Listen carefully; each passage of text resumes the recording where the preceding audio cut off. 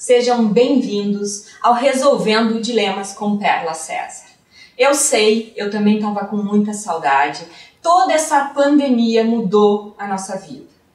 Eu acho que vocês perceberam que até o meu cabelo mudou, né? E não só isso, as mudanças são sentidas dentro da nossa casa.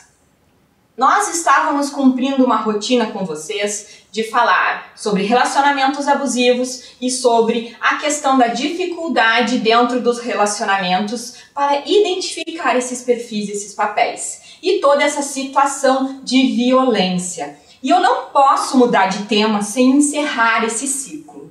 Eu acho que você, que é uma pessoa que me acompanha em todas as redes, sabe o quanto eu sou dedicada e comprometida com as coisas. Por isso, a gente hoje vai encerrar o ciclo de relacionamentos abusivos falando desse estigma que está sendo a quarentena, principalmente no relacionamento familiar, no conjunto das residências com o aumento crescente do feminicídio.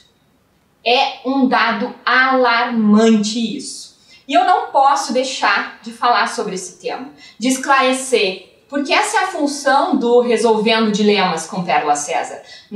Meu compromisso com você é trazer soluções práticas, respostas que possam te auxiliar no teu dia a dia. E esse tema está assim, sinceramente doendo no meu coração. Eu sou uma pessoa que estou muito ligada ao outro, eu tenho muita empatia. E é algo que me machuca muito ver as mulheres se sentindo encarceradas dentro das suas residências. Já não tinham muita opção algumas e agora com menos opções ainda. E é por isso que eu trouxe hoje aqui a Bruna, a doutora Bruna. Eu vou pedir para que você se apresente, porque eu sou péssima para decorar nome, minha amiga sabe disso. Então, nós já estamos conversando há muito tempo, nós já temos um relacionamento em outros projetos, e quando voltou as gravações eu disse: Bruna, eu preciso de você. Eu preciso trazer essa visão, né? A visão de alguém que trabalha com isso, né, que tem essa percepção muito mais clara do que é lei, do que é viável, do que é possível, né? E também esse outro lado, porque você, em outras conversas que nós já tivemos, até mesmo anteriormente, você já nos contou o que é o dilema de uma mulher que vive encarcerada ou num relacionamento ou até mesmo dentro de casa. Seja bem-vinda, Bruna, ao Resolvendo Dilemas com Perla César. Olá, muito obrigada pelo convite, Perla. É realmente uma satisfação estar aqui com todos vocês e falar desse assunto que é tão caro para as mulheres neste momento, principalmente. Nós temos como você disse, né, nesse período de pandemia, uma crescente nos casos de feminicídio, nos casos de violência contra a mulher. E nós realmente não podemos nunca deixar de falar sobre isso, porque isso é uma pandemia mundial, além do Covid, é a violência contra a mulher. Então, estou aqui realmente muito feliz por poder levar informação através da TV Cidade e através do teu programa, que é muito importante para a sociedade. Obrigada, seja bem-vinda. Esse processo, Bruna, no teu dia a dia, que você, dentro dos escritórios, dentro de todos os lugares que você trabalha, essa percepção de situação alarmante, ela é realmente compreendida pelo todo, ou ela fica mais clara só assim para quem vivencia, para quem já passou por isso ou para quem teve isso na família? Na realidade, tudo que for diferente do nosso dia a dia é muito difícil de ser compreendido por um terceiro. Então, quando a gente trabalha nessa realidade, a gente fala muito sobre o empoderamento feminino, sobre dar condições para a mulher ter uma independência financeira. E aí as pessoas muito nos questionam, né? Mas nós estamos já num período de vida e de comunidade que isso já existe. Mas isso não existe para todas. Muito pelo contrário, e infelizmente a nossa região é extremamente machista e as mulheres do interior principalmente, não só, mas do interior dos nossos municípios da região da Serra, vivem em cárcere privado. E isso eu tenho propriedade em dizer, porque nos projetos que eu sempre trabalhei, que eu iniciei o projeto Mais Marias, em Garibaldi, Carlos Barbosa, lá no ano de 2016, e nós tínhamos denúncias por parte das vizinhas que falavam isso nos eventos que a gente participava, e nós encaminhávamos essas denúncias para a delegacia de polícia. Chegavam lá, por exemplo, nessa residência, e a mulher, às vezes, ou por não saber que ela vive no cárcere privado, ou por realmente ter medo, acabava dizendo que não acontecia. Então, essa realidade é de muitas mulheres, muitas que nos assistem e muitas que sequer têm este privilégio de ter essa informação. Então, essa realidade é muito dura e é muito cruel. E também por não ser visualizada e percebida pelos terceiros, é que a gente tem que continuar falando. Sempre me perguntam, mas tu gosta de ficar cutucando, né? Como tu gosta de ficar cutucando? E eu digo, gente, eu não tô cutucando.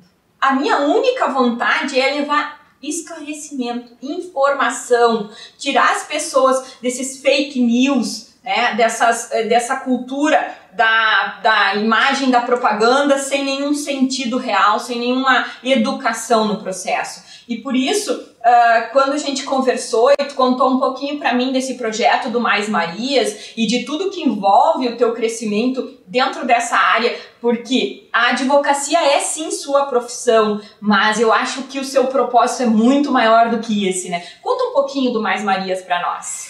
Eu sempre trabalhei com a advocacia, que eu sou advogada, né? E quando eu descobri que realmente o meu propósito de vida era a defesa e batalhar pelas mulheres, eu acabei buscando uns caminhos, que além de ser advogada, eu sou coach, e fui fazer um projeto voluntário. Né? E comecei esse projeto, que hoje ele continua, que é um projeto que acontece em Garibaldi, Carlos Barbosa. Ele continua lindamente com outras colegas advogadas, mas o que acontece lá? Só são atendidas as mulheres de Garibaldi e Carlos Barbosa, porque é um projeto que as mulheres advogadas destas duas cidades atendem de forma voluntária, gratuita, todas as mulheres que fizerem ocorrência das suas violências sofridas nas delegacias e tem uma audiência inicial. Então, todo este projeto é voluntário, é gratuito, não tem vinculação nenhuma com qualquer busca de clientela ou coisas deste gênero. Então, realmente é um projeto social de amor e de caridade neste momento que a mulher tanto precisa. Eu acho que nas nossas conversas sempre surgiu essas duas palavras, colaboração e parcerias. E eu acho que o nosso momento atual pede isso. Gente, nós precisamos ser colaborativos. Você, assim como a Bruna estava dizendo hoje, você que está na sua empresa, que está trabalhando, que graças a Deus ainda tem um trabalho formal, por favor, entenda a atual situação. Não deixe de fazer algo para o colega porque não é o seu trabalho. Esse tipo de coisa não tem mais, não cabe neste nosso momento. E se Deus quiser, esse tipo de coisa não caberá em momento mais nenhum profissional. Porque você, quando entra no mercado de trabalho, tem que estar comprometido com isso. Essa é a palavra desse momento. Colaboração. O quanto eu, como pessoa, eu como entidade, ou eu como ente jurídico, ou associações, posso colaborar com o outro. Porque nesse momento, competir não tem o menor sentido. E é nesse processo que nós viemos há bastante tempo trabalhando. Não existia nem Covid ainda dominando as cidades e a gente já trabalhava essa ideia, né, Bruna? Trazer a colaboração. Como eu, Perla César, com o meu programa, posso auxiliar as pessoas? Como você, Bruna, né? Com o seu programa, que eu adorei o trocadilho, me conta da onde surgiu esse nome para o programa. Na realidade é porque a gente tem uma imposição, né? E as pessoas brincam com isso, né? E o projeto Fale Direito com a Bruna, que é um projeto que eu lancei há poucos dias, que é realmente pra gente trocar informações e conceder informações do meio jurídico, né? Para falar da questão da advocacia, do como a gente se relaciona e essas coisas todas vinculadas à advocacia.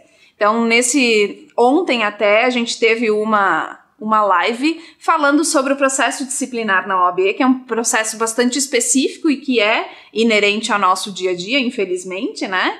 E outros assuntos já estão sendo programados.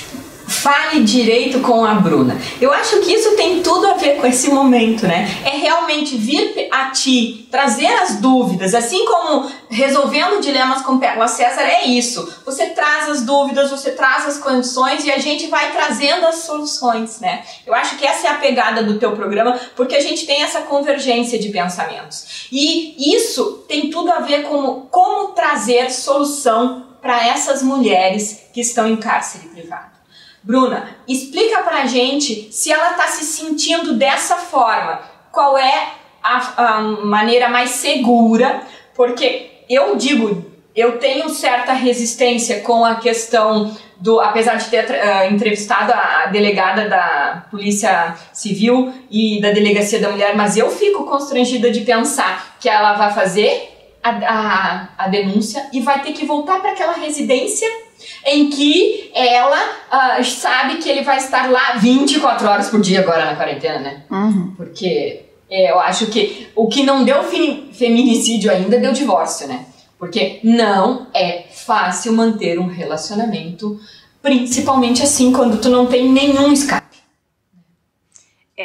Realmente a gente está elevando muito os problemas, né? Porque nós estamos próximos o dia inteiro. Ainda agora tem algumas liberações de trabalho, enfim. Mas a mulher que sofre a violência, o primeiro conselho e orientação que eu dou é: tenha um local para sair, para ir morar com outra pessoa. Não adianta a gente imaginar que esse agressor, esse marido, esse companheiro, esta companheira, porque também pode ser uma mulher, tá? Que ocorra agressão, se for um relacionamento entre duas mulheres, também pode ser adaptado na Maria da Penha, na Lei Maria da Penha. Então, se não tiver um local para morar depois da denúncia, é muito arriscado. Então, esse é a primeira orientação que eu dou. E, claro, tem que fazer a denúncia, tem que registrar a ocorrência e tem que procurar, se efetivamente tu não tem algum local para ir, algum familiar, algum amigo, enfim, que te receba em casa, procure a delegacia que vai te orientar e vai te encaminhar para os abrigos regionais, que eles existem, embora as pessoas não saibam onde é, pelo óbvio, né, porque a gente não pode informar. Segurança. Tem que ter a segurança, eles existem e eles funcionam. Eu acho que a dica da delegada no nosso último encontro sobre o tema foi: procure ajuda. Se você está passando por isso, se você não tem certeza que está passando por isso, independente, procure ajuda. Fale com uma amiga, escute os amigos, busque os familiares, aqueles que você pode confiar, tá? A gente vê muito das pessoas desacreditando de estar nesta situação, porque o processo ele é tão lento, ele é tão assim, pormenores, né? É tão que a gente não consegue ter a percepção direta que está vivenciando isso, a não ser quando chega no ápice de uma violência física. Mas, gente, a violência física é o ápice. Você ser financeiramente controlada, talvez até do seu próprio dinheiro, é abuso também. Você, dentro de uma família, é um agente produtor. Pode ser que você não esteja trabalhando formalmente fora, mas a estrutura familiar só coexiste porque você a mantém. Então você também é responsável pelo andamento financeiro da sua casa, né? A gente escuta histórias de mulheres que vivem porque o marido dá R$200 para ela passar um mês, e se ela precisar de outra coisa, ela tem que implorar ou pedir, sendo que os recursos são da família, né? Então, precisa perceber isso, o quanto o relacionamento abusivo é muito maior do que só, claro, estamos tratando do feminicídio porque ele cresceu no estado do Rio Grande do Sul alarmantemente. Tá? E hoje, não sei, eu não fiz a pesquisa para informar números, até porque eu não acredito muito em todos esses números que estão falando, mas eu não sei se nós não estamos com mais feminicídios no estado do que mortes por Covid. Porque, graças a Deus, aqui ainda está se mantendo um nível de mortes bem abaixo do que o restante, né? As ações estão sendo efetivas na nossa região, mas é de se pensar, porque a fragilidade em que hoje se colocou a situação do feminino também vem de encontro à condição, né, Bruna, de que se a família tiver que escolher entre ficar em casa para ficar com os filhos enquanto não retorna à escola, a tendência é que a decisão seja a mulher vai ficar em casa. Ou seja, rompendo com qualquer opção de renda dela. Então, é uma situação delicada. Não passe por isso sozinha. Venha aos recursos, busque as informações, procure pessoas confiáveis da sua rede de relacionamentos. Você não precisa passar por isso sozinha. E como a Bruna colocou, né, Bruna? Também não precisa vivenciar tudo. Busque os agentes sociais, busque as entidades, né? E dentro desse processo em que as mulheres estão deixando de ir ao trabalho formal, Bruna, para poder ter que cuidar do seu filho. Eu me recordo na sua palestra, que foi muito marcante para mim, né? A parte em que você falava sobre não podemos terceirizar a amamentação, né? Então temos que realmente aprender e entender que é necessário uma estrutura diferente para a inclusão da mulher no trabalho formal. Eu gostaria que você relatasse esse tema de uma forma que pudesse esclarecer também, porque um pouco do feminicídio e de todo esse movimento é essa reclusão, né? Essa mulher que não tem como sair. Eu costumo dizer que essa pandemia está trazendo para todo mundo a realidade do que é um pós-parto para a mulher. Porque a gestação ela não pode ser terceirizada, a amamentação não pode ser terceirizada, embora a gente tenha, vamos dizer, mas tem a fórmula para dar para o filho. Mas a mãe é uma só. Quem gera o filho, né, no seu ventre é só a mulher. Por enquanto, e não vislumbro nenhuma possibilidade por hora de que a ciência faça qualquer outra possibilidade, somos só nós, mulheres, geradoras de bebês. Então, a nossa sociedade precisa modificar os entendimentos, as legislações, as formas com que se trata a mulher gestante e o pós-gestação. Porque este período de pós-gestação também é um período muito complexo, em que a mulher, além dela estar fragilizada psicologicamente e fisicamente, ela também geralmente perde o seu emprego. E isso eu atendo todas as semanas, pelo menos 3 mulheres que estão voltando das suas licenças e agora também nesse período muito mais, porque as mulheres não têm onde deixar os filhos, porque as escolas não estão funcionando, as creches, nada. E não temos também profissionais que possam cuidar dos filhos.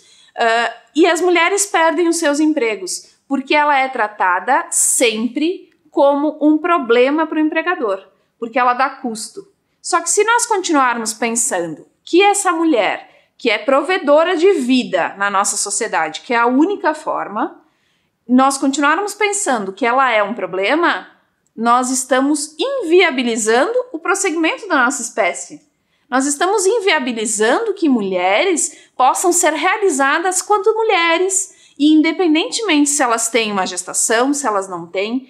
Hoje o que a gente vê muito é que as mulheres querem ser reconhecidas pelo seu trabalho, independentemente de onde ele é, se ele é em casa com os filhos, se ele é fora no seu trabalho, se ele é na política, que é extremamente importante, e é aquilo que eu falo na minha palestra de Mulheres na Política, que nós realmente precisamos muito mais mulheres na política, porque precisamos deste viés, deste olhar. Um olhar diferente. Deste olhar. É extremamente importante nós pensarmos sobre isso neste ano que é eleitoral e irão ocorrer as eleições de qualquer forma, né? Seja agora em outubro ou seja em dezembro, nós precisamos ter as eleições até para manter a democracia, embora um pouco abalada, num estágio aceitável. Então, isso é uma realidade, né? Fora que se nós formos pensar dentro desse mesmo, né, contingente, em 50 anos não teremos mão de obra, né? Porque se hoje não é inteligente ter mulheres, o que vai acontecer? A mulher vai parar de ter filhos. Ela não vai parar de trabalhar só. Ela vai parar de ter filhos, suas famílias já está acontecendo. Né, reduzindo. E aí a gente escuta, na outra ponta, não tem mão de obra. Apesar de, claro, estarmos hoje com um déficit de 14 milhões, já esse número tranquilamente ultrapassado no Brasil, mas 14 milhões de desempregados, né? Mas o viés, falando de humanidade, é exatamente esse, né? Não temos a geração de novas pessoas, não teremos mais mão de obra, né? Então, é um contexto, é uma matemática muito difícil de realizar, né, Bruna? É compreensível isso. E na minha percepção, o único caminho é a educação. De todas as coisas, né? Das plataformas, do entendimento, da cultura, da política. Eu acho que realmente nós precisamos nos educar, principalmente nesse novo momento. A nossa educação vai ter que mudar até a nossa casa. As etiquetas sociais, né? As etiquetas profissionais, elas foram ao chão, porque a etiqueta era cumprimentar, apertar a mão, né? Essa era a etiqueta até março, né? Caiu por terra, gente. As etiquetas, aquilo que gerencia a coletividade, as relações entre os seres humanos, caiu por terra. Nós precisamos aprender tudo novo. E esse é o ponto. Enquanto não iniciarmos o processo de aprender o novo e ficarmos estagnados na condição de que isso tem que acabar, não vejo a hora das coisas voltarem ao normal, eu não sei se eu estou decepcionando vocês com o que eu vou dizer, mas nunca mais vai ser normal. Primeiro porque o normal não era bom. O bom é aprender com a mudança. E os ciclos são assim. Darwin já dizia, né? Vai sobreviver a espécie que mais rapidamente se adaptar. E é isso que eu acredito que a Bruna tenha em convergência conosco, com o Dilemas, que é trazer informação, né, Bruna? Você faz live tranquilamente 3 vezes por dia, que eu acompanho. Eu sou mega fã dela. Né? Vários temas de inclusão, vários temas didáticos como esse, falando direto, né? Falando direito com a Bruna. E buscando essa parte. E para mim foi muito legal saber da condição de você, além de advogar, trazer o coaching para o processo, né? Conta um pouco para nós como é que você consegue administrar essas duas coisas que no teor, né, na inteligência parecem completamente distintas. Eu sempre falo, eu falei nas lives dessa semana também que eu nunca fui uma advogada tradicional.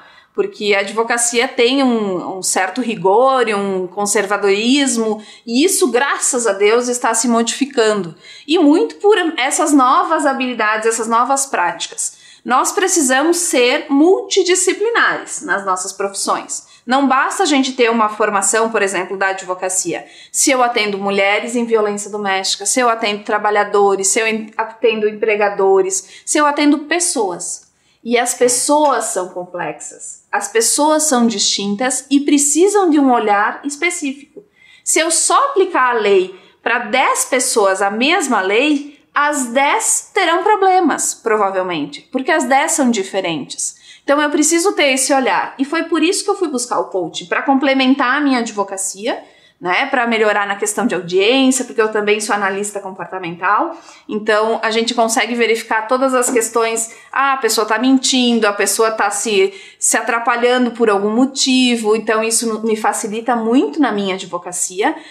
Também a questão do olhar mais humano, né, de conseguir muito compreender, né, principalmente as mulheres vítimas de violência doméstica, e a questão do não julgamento, para essas mulheres, porque é muito difícil para nós mulheres também aceitarmos que uma mulher sofre violência há 1, há 2, há 10 anos. Isso é muito complexo. Então eu fui buscar nisso, no coaching, a questão do não julgamento, que é totalmente o oposto da advocacia, que nós somos os primeiros juízes da causa, né? E além disso faço os trabalhos também do empoderamento feminino, né, que eu trabalho só com o coaching daí, que também é uma paixão. Eu amo a advocacia, mas eu também sou apaixonada pelo coaching. Então, o que eu posso unir, eu uno. Mas também tem os casos que são específicos, né? O meu escritório da advocacia e o meu escritório de coaching também. Que incrível. Bom, eu já era super fã, né? Cada vez me torno mais fã dessa mulher, que não tem papas na língua, nunca teve. Ela manda dizer e fala mesmo. E é isso só que fala com propriedade, né? Fala sem abusar. Eu brinco que nós somos um tipo de revolucionárias que não vamos arrancar os sutiãs. Não é assim que a gente faz mudança, né? A gente faz mudança com educação.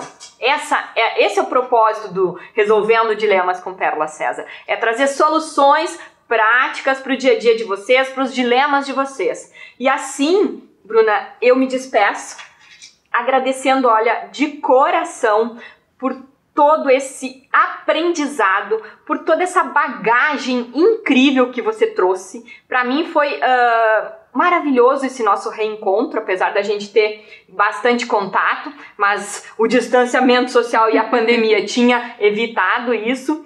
E o retorno gradual, gente, ele é necessário, porque não tem como parar, não existe essa opção, tá? Mas precisamos ser inteligentes, compreender a mudança, mudar os nossos hábitos, tá? Trazer as nossas situações cotidianas para uma nova educação. Bruna, obrigada mais uma vez por estar conosco. Gente, gratidão mais uma vez. Eu realmente amo vocês. Ó, beijo!